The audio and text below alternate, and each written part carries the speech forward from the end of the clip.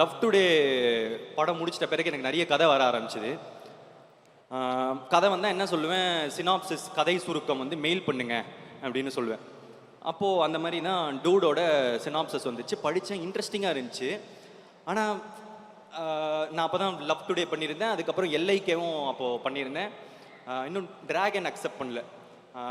ஆமாம், டிராகன் இன்னும் முடிவாகலை. அப்போது டூட் பார்த்தா திரும்ப லவ் ஸ்டோரி வேணுமா, அப்புறம் ஹீரோ வேறு இந்த மாதிரிலாம் பண்ணுறானே, நமக்கு இந்த ரிஸ்க் எடுக்கலாமா, இந்த மாதிரிலாம் யோசிச்சிருந்தேன். யோசிச்சுட்டு சரி எதுக்கு ரிஸ்க்கு வேணாம் அப்படின்னு சொல்லிட்டு அனுப்பிச்சிடுங்க மெயிலு அப்படின்னு சொல்லிட்டு அனுப்ப சொல்லிட்டேன். சரி முடிஞ்சிடுச்சு அப்படின்னு பார்த்தா திருப்பி வேற ஒரு இடத்துலேருந்து கால் வரும். கீர்த்தின்னு ஒரு பையன் உங்களுக்கு வந்து ஒரு கதை சொல்லணுமா? இல்லைங்க, நான் ஏற்கனவே அந்த கதை கேட்டு பார்த்துட்டேன் இல்லைன்னு. திரும்ப அதுக்கப்புறம் வேற கீர்த்தின்னு ஒரு பையன், திரும்ப இங்கே என்ன பண்ணும், கீர்த்தின்னு ஒரு பையன் என்ன விடவே மாட்டேங்கிறான் அப்படின்னு சொல்லிட்டு சரி பார்த்தா மைத்ரி ஆஃபீஸ்லேருந்து ரவி சார் வந்து கால் பண்ணார். Pradeep, I heard a really nice story. சொல்லுங்கள் சார். என்ன இல்லை, கீர்த்தின்னு ஒரு பையன். சார் சொல்லுங்கள் சார். இல்லை அவர் வந்து நீங்கள் நடித்தா சூப்பராக இருக்கும் அப்படின்றாரு. சரி நான் சொல்லலை, நான் ஏற்கனவே இந்த கதை கேட்டிருந்தேன், ஐ மீன் படிச்சிருந்தேன் அப்படின்னு. சரி மைத்ரி வேறு பெரிய பெத்த ப்ரொடியூசர், கேட்டுருவோம். ஸோ வந்து கூப்பிட்டேன். எனக்கு அதை தாண்டி என்னன்னா, என்னடா நம்ம வேணான்னு சொல்லியும் நம்ம தான் வேணும்னு ஒருத்தன் சொல்கிறானே, யாரா அவனை நான் பார்த்தே ஆகணும் அப்படின்னு சொல்லிட்டு எனக்கு ரொம்ப ஆசை. சரி கூப்பிடுவோன்னு சொல்லிட்டு வந்தா தினுசா ஒரு கேரக்டர் வருது.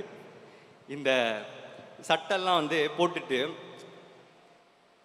அந்த பட்டன் கூட இது வரைக்கும் இந்த லூஸா ரெண்டு கையும் இந்த மாதிரி வந்து அவுத்து விட்டுட்டு ஒரு இப்படி இந்த மாதிரி வந்து நிற்கிறான். அதுதான் ஓகே சொன்ன உடனே கீர்த்தி சொல்லிட்டு ஷேக் ஹேண்ட் வேற சொல்லிட்டு உட்காந்தாரு. உட்காந்து நான் வந்து கேட்குறேன், ஏன் ஒய் மீ அப்படின்னு கேட்டோடனே, இல்லை ப்ரோ நான் வந்து லவ் டுடே படம் பார்த்தேன், பார்த்துட்டு எனக்கு ரொம்ப பிடிச்சிருந்துச்சி. அதுக்கப்புறம் நான் ஒரு கதை வச்சுருந்தேன், அது நீங்கள் பண்ணால் நல்லாயிருக்கும், நான் படம் பார்த்துட்டு வர உங்களுக்கு ஏற்ற மாதிரிலாம் வந்து மாற்றினேன் அப்படின்னாரு. எனக்கு ஏற்ற மாதிரி மாற்றினீங்களா? இதை நம்பலாமா நம்பக்கூடாதா? இவனை பார்த்தா நம்புற மாதிரி இல்லை, ஆனால் கேட்கறதுக்கு நல்லா இருக்கு. நம்பி ஏமாந்தா அப்புறமா சோகமாக இருக்கும். சரி நம்புனா இப்போ சந்தோஷமாக இருக்கும், நம்பி தொலைவோம் அப்படின்னு சொல்லி கதையை சொல்லுங்க அப்படின்னு சொல்லி கேட்க ஆரம்பித்தேன். அப்போது கதை சொல்ல ஆரம்பித்தார். Scene by scene, dialogue by dialogue நிறுத்திட்டார். நான் வந்து தெரிச்சிட்டேங்க உண்மையாக.